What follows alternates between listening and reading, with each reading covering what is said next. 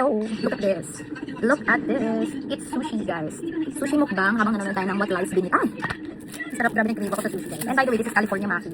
Nakalimutan ko kasi ng store ko siya, binili kasi sa Foodpanda siya. And this one is the Kikkoman sauce. So, ay! Ayan, guys. Hindi ako kumakain ng wasabi. Pero nandito siya ng wasabi siya. Okay, so, first bite. Thank you, Lord, of course.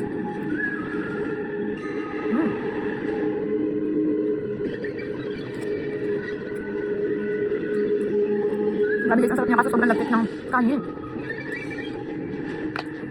Nakakabusog. By the way guys, it's 11:24 na. Ayun, kain tayo ng kain, pero reklamo tayo ng reklamo na tumatama tayo. Pero grabe yung taste talaga ako dito. Naririnig ko pa minsan sabi ko. Nanonood ako ng price din. Episode 84. Ang sarap. Second bite.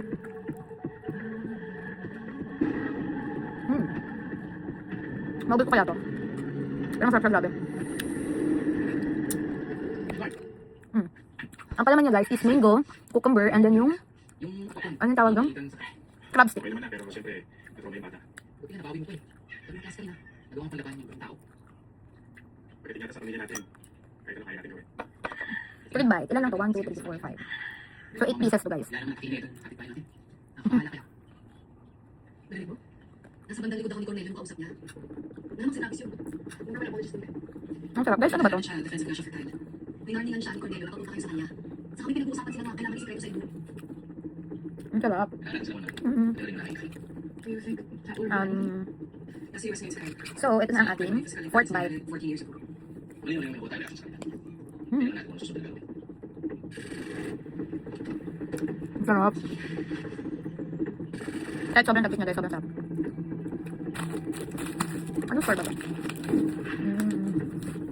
Kausap ko na mga polis. Ayaw na rin makagulo ang mga tao sa mga natin. Sa ano to guys? Binili ko to sa Foodpanda sa Kenshin Japanese Izakaya sa Dalinger Makati. Doon kami nila. Masarap siya. Nakabitin. Wait lang guys. I'm back and ito yung partner natin sa ating California Maki. This is tea with calamansi from Goldilocks. Sarap din to. Ayun o, half na lang siya. Gaya sabi ko kay Erika, hindi natutong sikuin sa natin ng bahay. Para lang siyang iced tea guys. Doon pinatay ng tatay ko nanay ko.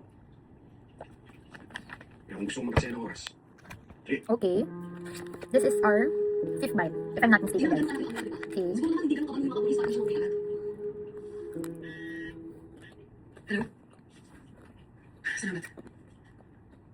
May nakita kapis ka na ito yung natin mga kaso natin natin ganito.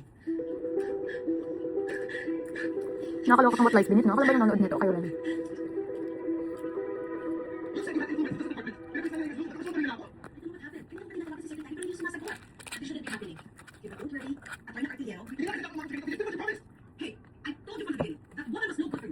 Six bite guys. This is on your fault.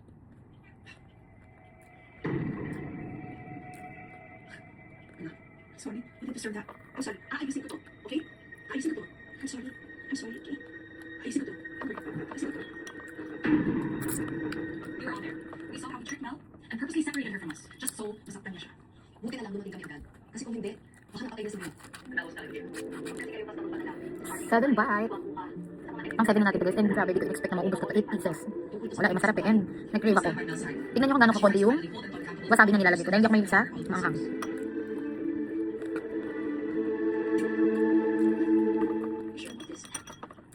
If you post this online, you'll be going through the same toxic bullshit that I've been going through. Sanay ako sa toxic marriage. Huwag kang galala. Alam ko kung paano i-handle to. Saka, ano pa bang itutok sa sitwasyon natin ngayon? Guys, last night na. It's not even a choice now. We may disagree on a lot of things. But this, 100% of this. Right, Dad? Last bite. Ganyan talaga ang mga lalaki. Ginawa ni Talia kay Luis noon. Ginawa nila doon sa'yo. Kung hindi tayo lalaban, hayaan lang natin silang gagawin to. Hindi ko matatapos. I don't think makapag-thank you na ako sa inyo. Nakabitin. Like really, thank you. For jumping in and physically protecting me from my husband. There's something I cannot do. Wala na guys, ubos na. Ang nakakabitin kasi parang 9 minutes, 8 minutes ko lang siya nakain. Saka tama ka. Mas matagal ko yung nantay ko kasi sa paglamon ko. We will never make that decision. She will always connect us. Yun lang. Bye guys! That night will always connect us.